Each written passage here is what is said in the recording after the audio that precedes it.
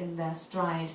They stride in 2s and 3s abreast and fill Nevsky with their legs, walking just like that in their solid leather soles. They can take a beating, if a beating heart inside strong bone fingers holding them together tight around the centre can stay strong. They have heard this drum before, Mr. Putin.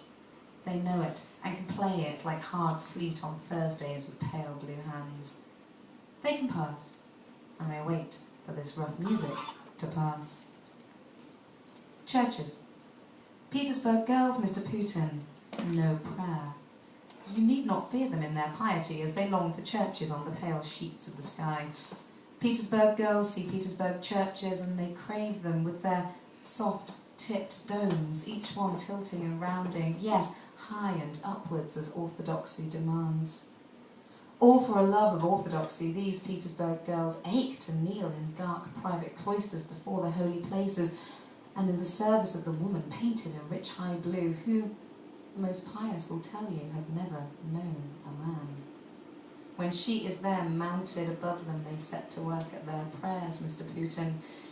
You should see them in the thin light of the Sabbath, their lips busy with their litanies and sacraments.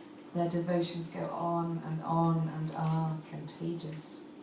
A kneeling girl with holy wine on her tongue can be the evangelist who coaxes, who makes a nearby girl in the silent spaces tip back her head and sing.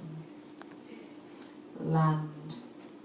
Petersburg girls, Mr. Putin, have never forgotten the old arts. They know Mother Russia, and they know country matters.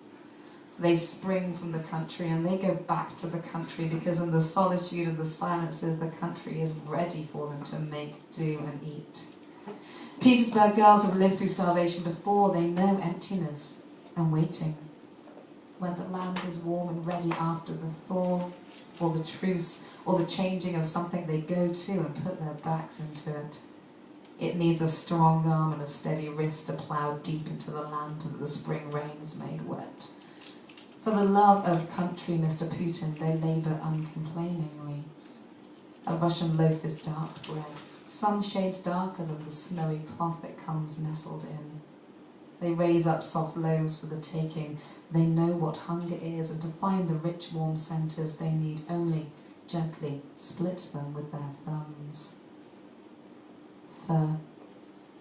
Petersburg girls, Mr. Putin, are Russian girls through and through. Why should you fear that? In the months of winter, they find comfort in skin and fur. Natasha danced for the hunters and the trappers, but they need no traps. If you tame a violent creature well, it will go willingly and give up its softness. In the city, they keep one eye on the walls and act the part of forest women tending to foxes. Their hands slide into tender cuffs for sanctuary from the cold. And this, Mr. Putin, is a Russian vestment. A Russian girl's hand has always been a white hand, snug in a supple suede, sunk up to the blue veins in collars of fur. Russian dolls. Petersburg girls, Mr. Putin, live their days as works of art. They pass, and they wait for the rough winter to pass. For the time being, they keep their secrets painted and vivid and knowing and silent. They are Russian dolls, Mr. Putin. Have you seen the ways they open?